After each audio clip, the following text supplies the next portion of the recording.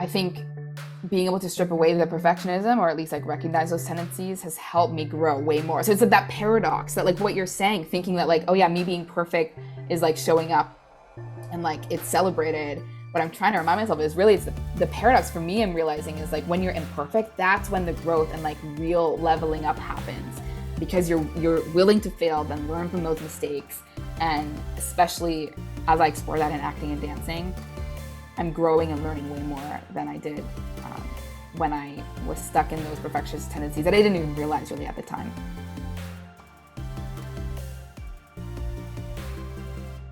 Hey everyone, welcome back to another episode of Oh My Curry Goodness. My name is Hamza Islam. On each episode of this podcast, I talk to Gen Zers from different fields about the stories that have shaped them into who they are today. When it came to naming the podcast Oh My Curry Goodness, I broke it down into two parts. When we hear stories that are shocking, interesting, inspiring, incredible, or just anything that just makes you feel surprised in any way, we say oh my goodness. And as someone who loves curry, I added oh my curry goodness because I didn't want to use a curse word. So I wanted to keep it as friendly as possible, but also I hope that you guys take valuable lessons from each guest as you continue to write your own story. And also just seeing guests as human beings, because while people have done incredible things, it's almost easy to forget in the world that we live in that they are also human beings. And while they've had a lot of success, they've also had a lot of challenges and obstacles they had to overcome. And so I want to be able to create a podcast where we normalize conversations when it comes to the challenges and obstacles and what it means to be a human being as opposed to all the successes. So I hope you guys continue to support this podcast going forward. I really do appreciate all the support I've received. Now, transitioning to my guest this week, I am speaking with Alexandra Chaves, who is an actress, dancer, creator, student, and advocate. I don't know why I said student, but I'm just really excited. Part of the reason why I'm really excited is I think this is maybe one of the few times I get to speak to an actress, and it's interesting because one of the things I said when I think I've talked about this in previous episodes, but when I was little, I would used to ask questions like whether it's an athlete or an actress, whether they went to the grocery store because they're so widely known. So we're gonna talk later about that. But nevertheless, Alexandra, thank you so much for joining the podcast. Sorry for my little spiel on what it's like to be a 9 or 10 year old Hamza. No, thank you so much for having me. That was so wonderful, and I'd love to hear the origin story and purpose behind your podcast. Thanks for having me. Yeah, thank you so much. And yeah, it's interesting. I don't know what mine. I think I will dedicate this a bit to my 9 or 10 year old self because it was funny. As a big soccer fan, one of the first when I got to meet some of my favorite players on my soccer team, it was so easy to forget that they're humans because we put the athlete before human. And then later on, when I see people like you, as someone who's an actress, it's like it's kind of the same thing. Like, yeah, we see you on TV and everything, but at the end of the day, it's like it's almost easy to forget that, yeah, that's a part of you, but it's not really you. I know that sounded Yeah. philosophical, but that's kind of where I'm going at it. Oh, I love the philosophy. Yeah, that's interesting you point that out because the first big show that I was hired on, they really centered the character around ourselves. They wrote the character around like what energy we brought and like what our personality was in real life. So even as the actor, it was sometimes hard to differentiate between like who am I and what am I playing. And then slowly over time realizing that like this is who I am, and also the beauty of acting is you get to bring yourself to the role. But there's a lot of difficulty because sometimes it is kind of a blend, and being confident in yourself and the person that you bring to the camera has been a real learning curve for me. For sure. And that's actually how I want to start the conversation because you are someone who embraces being authentic, but you're also an actress. Now, even though you are, I feel like in a way we are all actors and actresses in the sense that sometimes we do have to we have to put on a certain mask in order to be accepted by people. And so another thing that I've always been curious about is like sometimes you'll see an actor, but you don't think of the person, you think of the person they're known for playing. So like for example, let's say you're known for playing Spider-Woman or like, like yeah, One Spider-Woman for day, example. yeah. Yeah. Like I don't want to be able to look at you and go Spider-Woman. I want to be able to look at you and go, "Oh, it's Alexandra." And Yeah. so tell me a bit about how you balance being authentic while also being an actress because it's hard to be real because you're always sometimes you're known for playing a certain character or certain characters.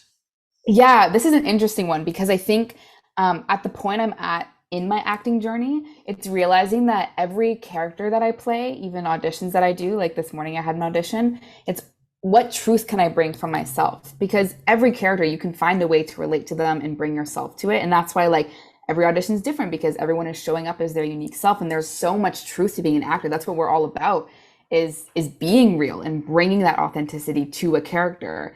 So yes, there is a difference between, let's say, a character that I play and myself, but the goal is that like people aren't able to see that. So it's compliment when, for example, one of the roles that I played, my character's name was Piper, and a lot of people think that I'm Piper. And for me, that's honestly such a compliment because if you can see authenticity and if you can relate to that person that I'm playing, then and I feel like a real person, then I'm doing my job. Like I'm acting authentically. So I see that as a compliment. But of course, whether I hear other actor interviews and stuff, it's sometimes hard to really stand in the fact that like I'm a person outside of that character, especially when you're playing a character that may not be as nice or kind. I think that's something that as an audience member we have to keep in mind when we're watching that this is a character they're playing. Yeah. While you were talking, I think my friend told me that you are the second actress I've had on this podcast. The first one was more into theater and like a web series, whereas you are more TV show, like you've been on screen. So Yeah. shout out to my friend. Um, Yeah, shut up. um, Yeah, it was interesting because theater is a very different medium, but at the same time, that aspect of performing, being a character, and because I come from a dance background too, I started performing on stage. So there's a lot to take from that experience, and I have so much respect for those in theater. Before we do talk about dancing, because that was also something that you're very passionate about, I am Mhm. curious to know, because I do remember asking that one person, because she also embraces authenticity and playing characters that are remind her of herself. I Mhm. also asked this question. I want to ask you, would you ever be willing to play a character that is very different from you? Because Yes. while you are like you want to play characters that give you some sort of like resemblance, but then playing those characters that are different, like characteristics, traits. I don't think about like not necessarily like playing a villainous character, but like something that's like, ooh, that's not me. Is that something you're ever Mhm. open to, or do you have like boundaries? Yeah, I mean, it depends on the subject matter, but it excites me as an actor being able to put on these different roles and characters, and to be able to see, like, for people to not recognize me as Alex in a character, that would be so exciting. Whether it's a villainous character or someone who maybe from the outside I might judge, but if I receive that script, you need to find a truth. Like, why do they believe what they believe? Why are their opinions so strong? That's the hard work as an actor. It feels closer to the truth for me when I find a character that is very similar to myself. But when I can't find that on the surface, that's where the deep work comes in. That's where you need to go in and be like, how can I relate? What is this opinion? And like, there's so much homework to do, but then it can be so rewarding because you show up and you're able to like just like wear this different mask, like you're saying. And I think also I bring up dance a lot because that's kind of my first language into acting. But being able to embody the physicality, that's something that I've done in dance before. I may be like portraying this personality or energy that is not similar to myself, but it's really exciting to embody something different and to find something that I may not be presenting in everyday life, but is somewhere. Like we all have so many different, like, such a complex array of emotions. So being able to like tap into that is fun. For sure. And I didn't realize how difficult acting can be because it's not just you're performing for somebody, it's just that relationship you have with that character that people don't really understand. So that's really cool to see. Mhm. Now, Oh yeah, oh, and I have to add because I mean I could go on this forever. And my acting classes were really talking about this, but it's helped me also not judge, um, other people. Like people make choices because of their unique set of circumstances and being able to see every character despite how villainous evil they may be, trying to understand why they're doing what they're doing, what got them there. Like there's all this backstory, this is like understanding of the character, and as an actor you can't judge, like you cannot judge any character because then you're going to be putting that judgment into the performance. You need to show and try and find where's the humanity in this, and I just think it's such an exciting challenge that also translates outside of acting to just like everyday life and trying to understand human nature, and that's where I get all, ooh, it's very exciting for me. That's awesome. Now, switching to dancing, because that's I know that's something that you Yeah. were really passionate about. I know that you played a lot of, well, I don't know. I've never, this is the first time or one of the first times I'm meeting you, but as I was getting Mhm. to know you, you were someone who played in a lot of sports, but then dancing Yeah. stuck out. And Mhm. I'm curious to know because and this is all based on people's perspectives because not everyone will understand the things that you do. But I do want to know because there are certain things that you can learn that can shape you into who you are today. Tell me Mhm. a bit about what doors when it comes to when it comes to dancing, what did dancing allow you to do that you otherwise never would have? In other words, like what sort of doors unlocked inside where it's like, oh, because of being involved in dancing, sure, people may not understand too much. They think I'm just putting on a show, but there's Yeah. something inside me where if it wasn't for dancing, I don't think you would be able to see this outgoing, authentic person that you are today. Yes, you've articulated that so well. There are so many things that I'm just so grateful to have learned throughout my dance career.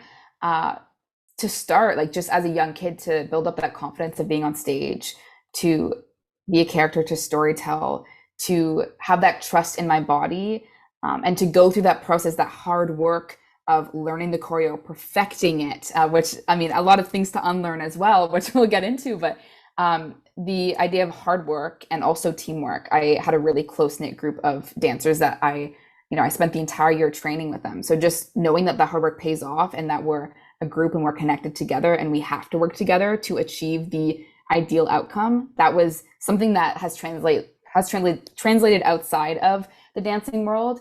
I think also realizing that dance and the arts can also be a career.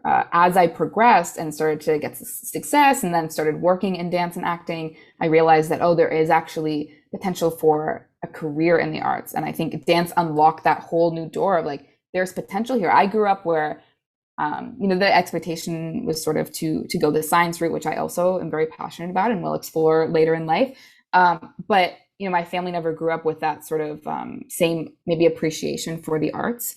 And I have to say, between like myself and the support of my parents, we like are very enthusiastic about the arts and respect it so much. And just that experience early on in dance allowed me to uh, value the arts even more.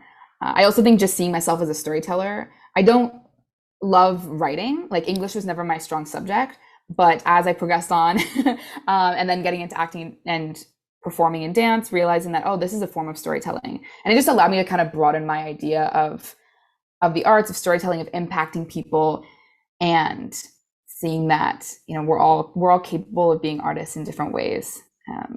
And of course, like it's just lended itself so well to working in acting because being able to use, as I mentioned before, that physicality and knowing how to translate that into my performance is just, it's been such a valuable tool. And I think that's why, like, you hear of a lot of dancers that get into acting, and it makes sense. They work really well together, I think. For sure. And it's interesting how you combine storytelling and dancing because when it comes to storytelling, we think words. And yeah, I am the same boat as you. I am wasn't the best at writing, although for some reason now that I'm writing papers in college, I'm getting really good grades and I'm like, "Wait, I wrote the same way I did in high school. How am I all of a Oh. sudden good?" But no, and it's Mhm. really interesting how you combine that because, like I said, we think of storytelling as words, but then what's also interesting is that I've also had musicians on this podcast, and they've said that you don't have to, and they don't just communicate with words; they communicate with music.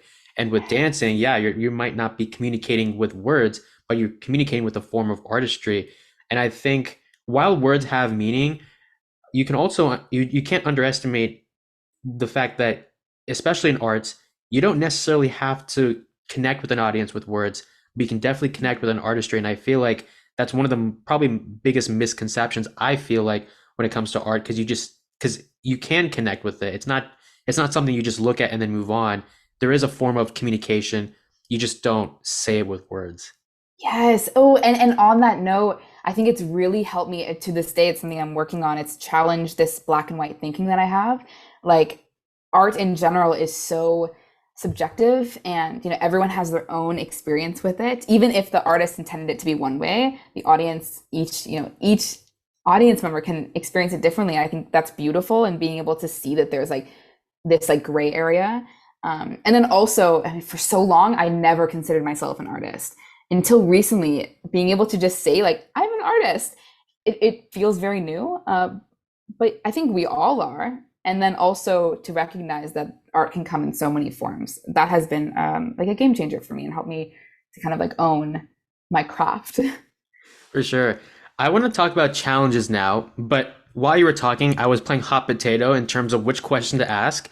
So I'm gonna start with probably the most common question people ask actors and actresses, but I feel like Mm, it's the most important one.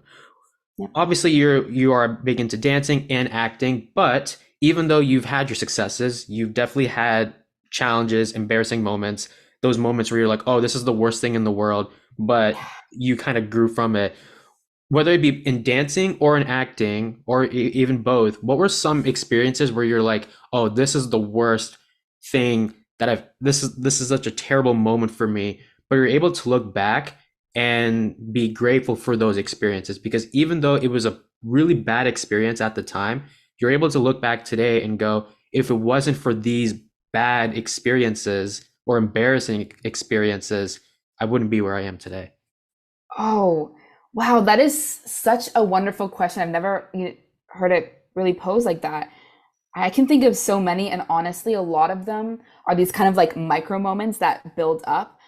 Being a perfectionist growing up, every time I messed up on a turn or forgot choreography, no one could tell. I would transition out of it. I would make something up in my head. But going off stage and feeling that disappointment in myself at the time felt devastating. And like for me, the stakes were always so high. But as I think what that did, because first of all, most people didn't even notice, or I would still perform well. And I think that was building evidence for myself that that was never the goal, was never to be perfect or to remember it. Like that should not be the outcome. It should be having fun, because the score will take care of itself. Like that work doesn't happen on stage, it happens in the preparation process, and that I have confidence in, showing up, doing the training. um, and I just think throughout the years that has become reinforced in me, that that performance is just like such a small part of the entire process. um, there have been times too on set where I show up and maybe I can't get there emotionally, or there's a line that's just not working. And I think in that moment, what I've learned is communication with the people on set. So whether it's your scene partner or the director, trying to find ways to work together to find the moment that we're all working towards. And in those moments, it reminds me that whether it's a set or a team in dance or whatever environment that you're in, that everyone has a common goal and they all want to help you get there. Even in like a casting room. So as an actor, you sometimes go in and you do auditions live. And for so long, I would go in and like there's just this fear and almost assuming that the casting director like wants you to mess up. But in reality, they want you to succeed. We're all working together to find like the best performance for the job. They want you to succeed. And I can recall so many moments where I feel like I messed up or I forgot a line or something. And in the end, it's the reminder that like people are there to lift you up and support you. And if they aren't, then like you don't want to work with them anyway. So I can recall a lot of experiences like that. And then in a kind of a different way, my health challenges, which is more like a personal thing, they at the time I saw them as setbacks, but in reality, I've learned so many useful lessons that are now helping me show up as my best self. And unfortunately, like I wish I didn't go through them, but because of that, I think I have more longevity and like and self-awareness, and also more depth to explore in terms of my emotions. So the summary is some things happen for a reason, and even just being able to reframe the negative experiences I have had have helped me move forward. But I think that's like such a nuanced question. I'm going to be thinking about that for a while. Thank you. Yeah, of course. And I know that's actually a thing that you've said where it's like something's happened for a reason. And Mm, based on your experiences, yeah, I think that's a it's something that you hate experiencing in the present moment. But Yeah. my mom says that too. Like even when like when things happen, they happen for a reason. And so Mhm. definitely It experience. Yeah, it's an interesting one, like that saying in particular I've had a interesting relationship with, because when I was younger, I lived by that. But the reality is some bad things happen, and sometimes it's very hard to find a reason. And in the moment, and maybe forever, there is no reason. So that's why I kind of like this, like some things have a reason. And when you're ready to receive that and be open to that, then it may help on that journey. But the second time I had a health challenge, it was a lot harder to consider that there would be a reason behind it and like what lesson I could take from it. So I think, taking that saying with a grain of salt, like depending on where you are in your journey, that's where I'm at right now. Yeah, it's a complex one. Next thing I want to talk about though is even though you have those challenges, it's now about trying to recover or take that journey to becoming that person you once were. Even though it's going to be a bit different because you're going through certain experiences, can you at least try to make that road back to recovery, or at least try to go back to who you were? And I know this is probably a low bar question for a lot of people, but this is where like when I was 10, actually even older than that, if I see people who are like entertainers, whether it's athletes, or actors, whoever that may be, if they're Mhm. going through something, I'm assuming they'll be okay and they're still able to give their best effort and not really recognizing that one, they're human, and two, there are certain things that are kind of preventing them from being their best version, but they have to do it anyway because it's unfortunately part of the job. Mm. That's not. I know I'm kind of going away from what I want to talk about, but like, Oh, I resonate with that like yeah, a lot. the only reason why I was like because I want to talk about like the steps, like the first step, but more so mentally rather than physically, because Mhm. we see the physical, but we don't see what's going on inside. And when you're going through certain challenges, I've been asking this question a lot, which is what was the first step that you took to recovery? Because oftentimes the first step in trying to like steer your life to the life that you want, it can be a Mhm. really difficult step, whether it's fear from others, fear from yourself, whatever that may be. You talked about this, but I know you were diagnosed with heart arrhythmia. I don't know much about what that is, so if you want to talk about it, feel free, because I spent 15 minutes trying to pronounce arrhythmia. Um, You got it. Look at you, everything, yeah. Firstly, if you want to talk about it, talk a little bit about it, go ahead. But I would love for you to know. I'd love to know what was the first step you took in terms of trying to find your purpose, because it's a difficult experience, and trying to mentally tell yourself that you're still capable of doing the things that you want to do. That can be really difficult, and that's not something that people really understand because it's a mental thing, not an actual physical thing. Yeah. Oh, that I really connect with that.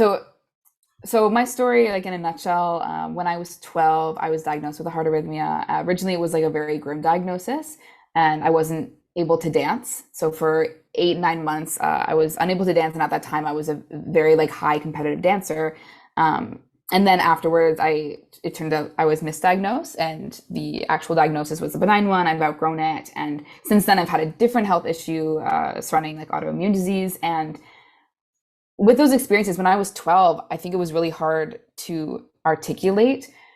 What I took from that was, okay, you can't take things for granted. You have to make the most of your time. So that first experience really made me question, like, what do I want to do? What makes me happy? And how can I do that at 110% and like just make the most of it?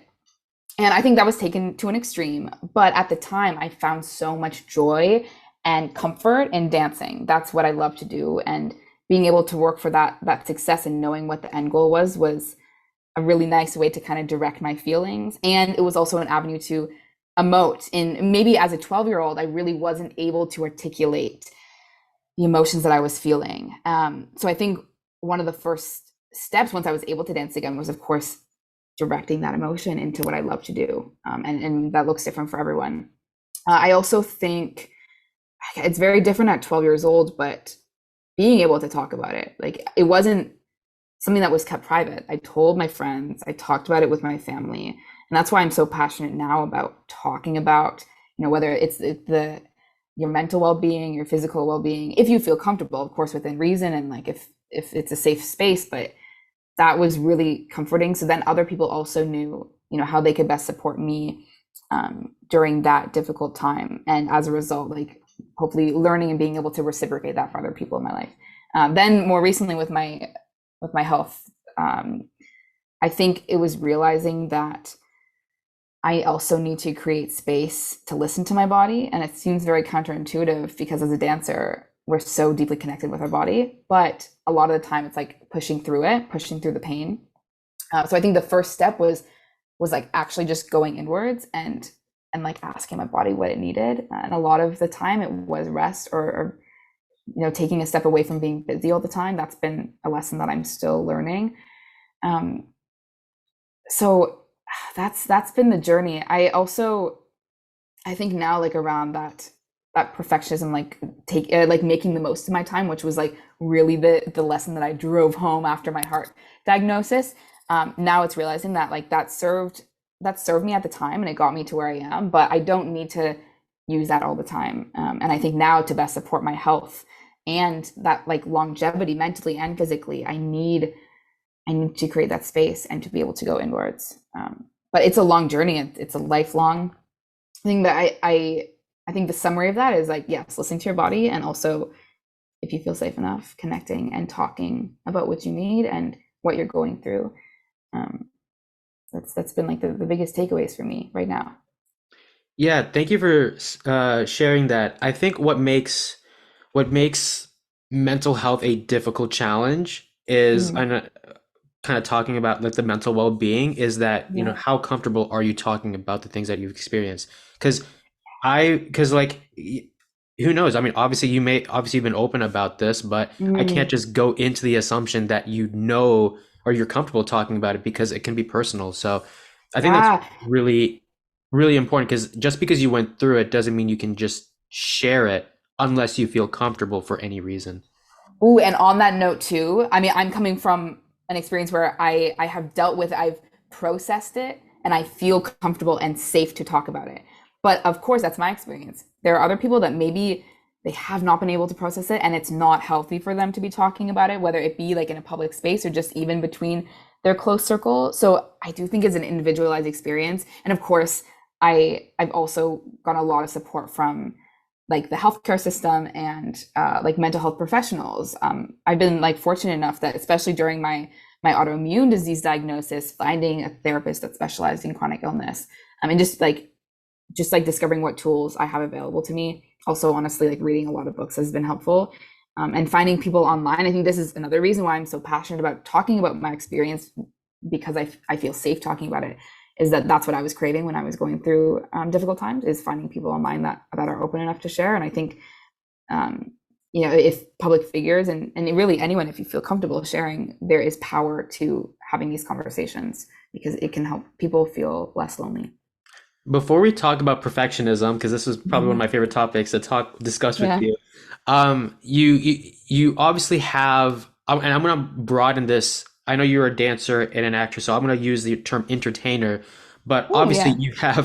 you do have people that look up to you and that really love the work that you do. So Mhm. let's kind of like talk about the relationship between the entertainer and the fans. I think sometimes they don't Yeah. understand that you are a human in the sense, Huh. not in a bad way, but it's like we see the physical, but we don't understand what's going on mentally. How do you try to develop that conversation? Because that, like, when we talk about mental health, we seem like we're talking, like, it's like a low bar. Like, I want you to go easy on me. But at the same time, you are feeling a certain way, and you are someone who's known for being transparent and authentic. So Mm, your friends are different from your fans. They're not always the same. yes. How do you develop that connection? And are you at peace knowing that they're not, there may be people who are fans that are like, I don't really know why you're doing this. Are you at peace with that? Then not everyone will be receptive to that.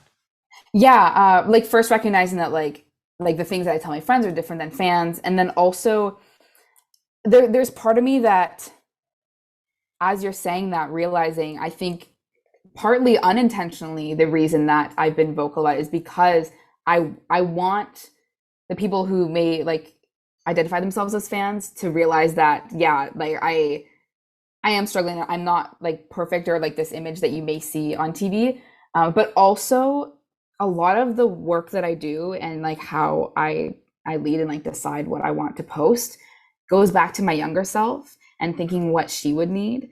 And so from so many lenses, like I I mean, at least in my experience, I don't recall seeing celebrities that were really authentic and like and transparent about the fact that whether it's that photo was edited or like, yeah, they went through a tough time.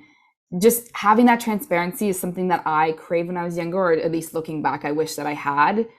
Because as a result, that idea of like, oh, I have to look a certain way and like everything has to be perfect and positive, that's not realistic. And especially with like these growing followings on social media, I just think that's very perpetuated. And so for me, it's just almost a way to resist that, and think about what my younger self would want from that, just like generally like body image, positivity perspective. But then also going through my health struggles, I would look at people like, for example, on like a huge scale, Selena Gomez, her being vocal about her own autoimmune struggles was very empowering for me to see like, look, there's someone who is going through that.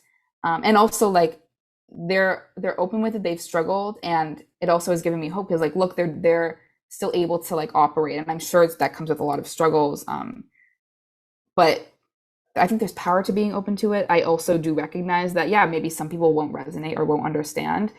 But if I'm leading with the intention of not to try and explain like, oh, this is why I've been away, or this like, I try and not make it a personal thing. It's more that like, if there's someone that can relate or that feels very lonely, that's where I can come in and maybe provide that support. I don't want it to be perceived as me like explaining, you know, why I've been unwell, like, oh, poor me, feel bad for me. If people receive it that way, like that's on them. But for me, I'm trying to make it from the intention of like, I'm human, and this is the experience that I went through. And also, I took a lot of time, like specifically more recently, I did a interview with Crohn's and Colitis Canada and talked about my experience with colitis. But that was only like a year and a half after the most difficult time. Like when I was actually going through that, I was not sharing at the time. That's my own thing that like I decided to keep private. Other people may not. But I just think even still, even though I was, you know, being authentic with my experience, there's also like filters and like it's not completely 100% authentic. Like I also have to set those boundaries for myself. So I think it's just a very complex conversation. But if people are considering that for themselves, like if it feels authentic to you and there's opportunity to share with other people, then do it. And like that's what I decided to do for myself and hopefully for others. You are obviously known for being real and authentic, and you don't want to just be known as an entertainer, dancer, actress, all that. Mm-hmm. You just want to be known as a human being. Now, Mm-hmm. I let's talk about perfectionism, Yes. because I feel like as humans we strive for perfectionism as opposed to being human. Tell me Mm-hmm. a bit about what you thought perfectionism would give you, and and well, I'll ask the second part later. But tell me a bit about what it Mm-hmm. gave you, because here's what I used to think about perfectionism. Two things. I used to think perfectionism equaled greatness. Like to be great, you have to be perfect. But then as I see all the people that I've interviewed and yourself, and I'm sure many people around the world who are doing great things, it's greatness comes with process, not perfection. The Yeah. other thing I thought about perfectionism was I thought perfectionism would be a way for people to appreciate me or to be liked by people. So, as someone who does podcasting, and I think I told you this because Mm. when we first met virtually back in November, I was like, to get ready for your interview, I literally listened to every interview you did. And because I was like, I want this to be the most perfect, and it's not just you, it's like any guest I bring Yeah. on the podcast. It's like, I want this so I can be respected, because when no one knows who you are, it's kind of hard to prove to people that you have a great idea. So Mhm. to sum it all up, I thought it meant greatness, or to be great, you have to be perfect, and perfection meant being liked. What did you think perfectionism, whether you knew it directly or indirectly, what did you think it would have given you? Yeah, well, thank you for sharing your experience with it because I do think that like it comes from a place of like you want people to see that you are working hard, and also it speaks to the fact that like you care about what you're doing and you care about this interview and your podcast, and you want to show up as your best self. So when I look back at all these like perfectionist tendencies I've had throughout my life, I try and look at it with compassion because I wanted to do well. I wanted to impress others. I cared about what I was doing. And it was just like a safety mechanism. It was a way that like helped me validate that like I was good enough. And specifically my experience in dance really did celebrate perfectionism. Think of ballet, like it's basically like there's a banner of like be perfect. And if you're not perfect, you get corrected for it and you get like hammered, but like you like be perfect, be perfect. And that was just drilled into me. It was conditioned. And now looking back, I realize, like I mentioned earlier, it served a purpose. Like I learned a lot. Um, but at the same time, that whether it's like the character, like that hat that you put on, like, okay, be perfect, it doesn't really serve, or it's not realistic in most environments. And like thinking now, I'm exploring producing, for example, and even being in writers' rooms or like shadowing directors.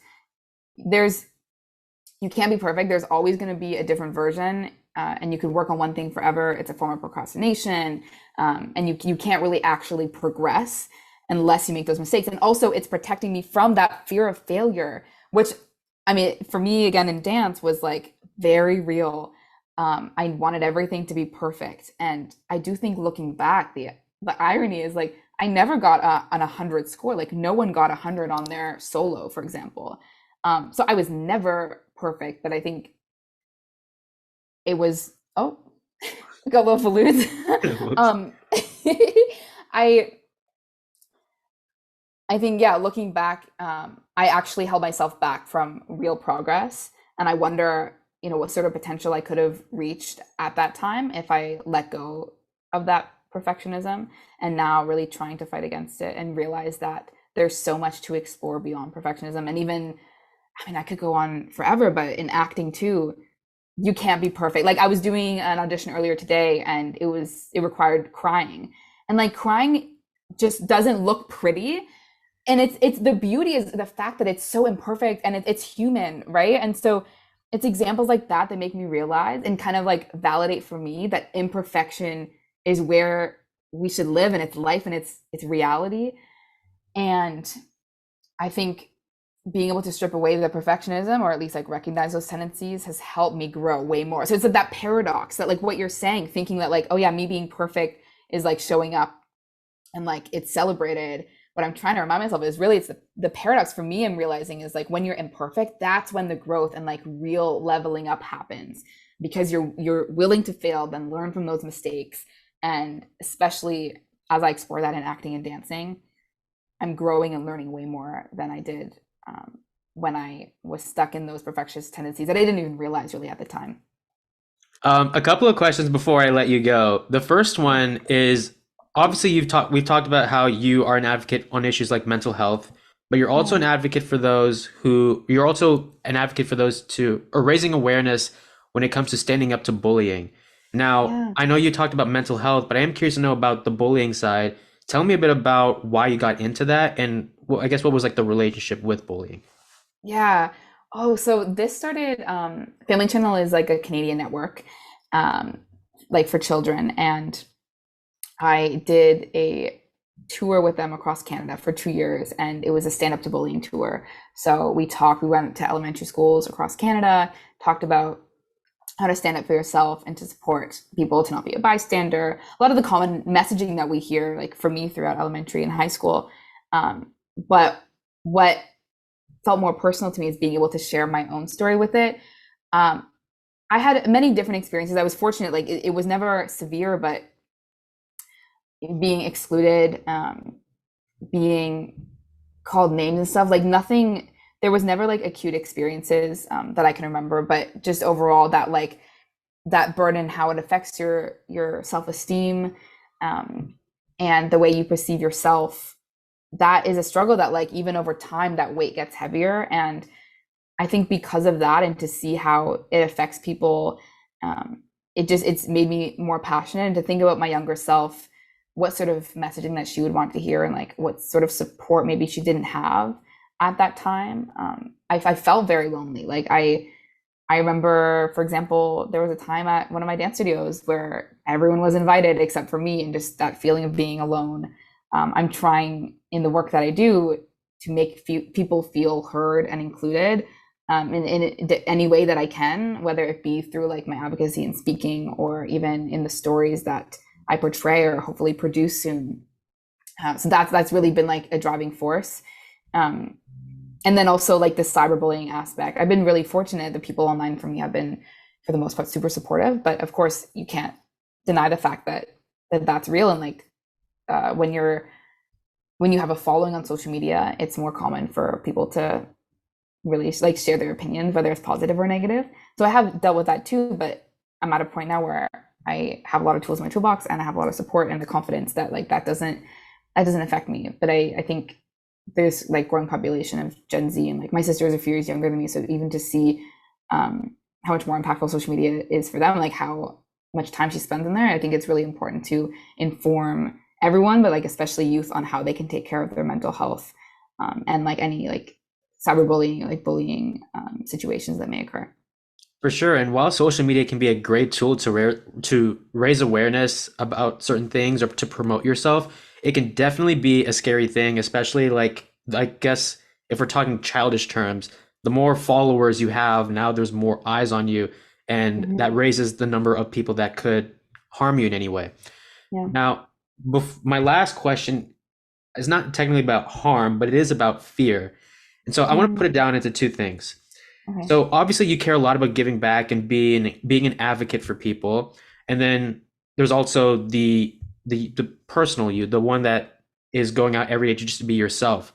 Tell me a bit about what's your biggest fear when it comes to making an impact on people, because while you have great intentions, not everyone can be receptive to that, or because you might try to do everything you can in your power to raise awareness, but there's something that you're scared of in terms of making an impact. And then what is your personal fear? And to make it more simpler, I'm not talking about spiders and clowns, unless that is the answer. I'm afraid of spiders. Although I do Yeah. although I love Spider-Man, but I hate spiders. Same. Um, Yeah. but my fear actually, even though I have a podcast, is actually talking to people, because on a podcast, I'm actually prepared. But Yeah. if like you and I met in person, I would run the other way, because I'm Aw. like, I don't know why. I just like, I guess I'm always nervous about what other people are thinking. And so talking to people is a strength and a weakness. And it's a fear I have, and I hope to overcome it at some point. Going to Yeah. you, what's a fear you have when it comes to making an impact? And then your personal fear that is holding you back and at some point you want to overcome in the future.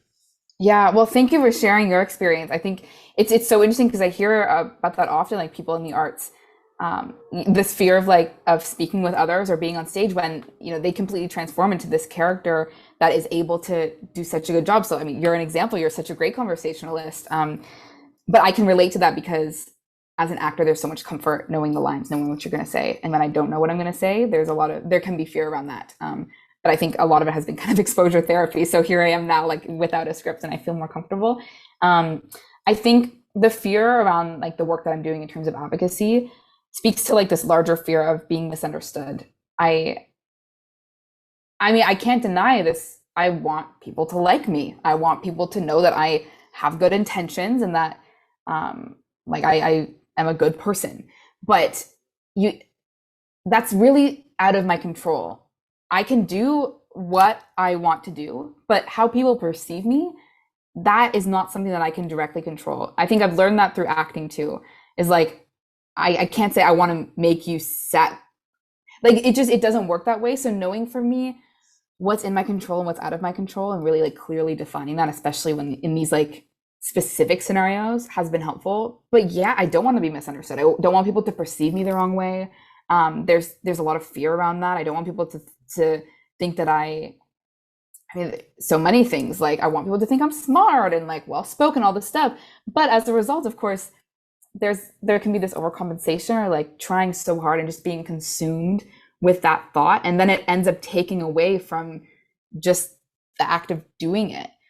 So I'm trying to keep an eye on that, because fear of being misunderstood or failing, it's just part of the job. It's part of doing that. Like, it's whether it's acting or speaking or advocating, that's like part of that. Those are the thorns along the way. Like, if I'm choosing this path, that's part of it. And it's, can I accept it? Because that, it's going to be there. And if I choose something else, there are going to be other thorns and I'm going to have to accept it. So I'm trying to work on that. In terms of a personal fear, this is deep. I think something holding me back. The fear of failure in particular, as I explore directing, producing, it's very scary, because, you know, what are other people going to think? Also, even more deeply in acting, this sounds so basic, but like, you know, am I a good actor? Like, what do people think? A lot of it it revolves around like, what are other people thinking? But again, I can't control that.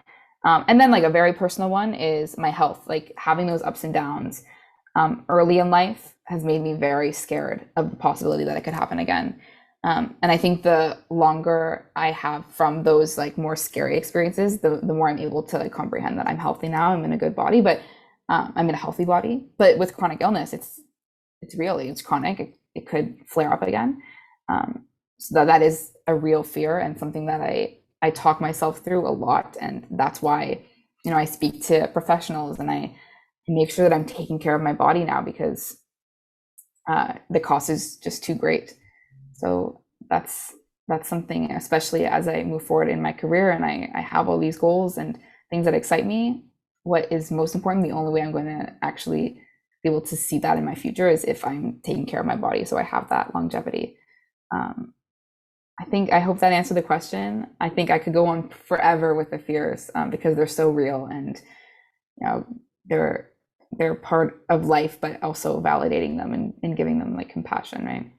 Yeah, one thing I'll add before we wrap up is obviously there's gonna be so many challenges that will come along the way, but it's about embracing them. However, at the end of the day, the most important thing is looking after yourself, and how can you do all the incredible things or embrace challenges when you're not 100% physically and mentally. So, yeah. Yeah, and to your point earlier, talking about, you know, the process of these people that we look up to. I mean, in my experience, they don't always share that, but whether they have people doing it for them or that's something that they've had to learn the hard way, whatever it be, like that is part of that process. And it may not be as like attractive or like glamorous and something to be shared, but it's the reality. Like, how are we taking care of ourselves to show up as our best version for other people and for our work and for ourselves? Absolutely. I know, Alex, you are a really busy person, but I just want to say thank you so much for joining the podcast. Thank you for all the work that you've done, not just impacting others, but with your creativity as well. I wish you nothing but the best, and I hope to meet you in person someday. Don't worry, if I do meet you, I'm not going to run away, but I'll be like, oh my gosh, it's so great to finally meet you in person. But Yes. thank you so much for joining. Oh, I'm so excited for that day. Thank you so much for having me and for such thoughtful questions. I'm really excited to continue to follow your podcast. Thank you guys so much for listening to this episode. If you guys like what you saw, be sure to subscribe to this podcast on Apple Podcasts, Spotify, wherever you get your podcasts. You can also follow us on Instagram at the OMCG Podcast for more information on guests, preview clips, and more. Please continue to support this podcast in the future, and I can't wait to see you guys in the next episode.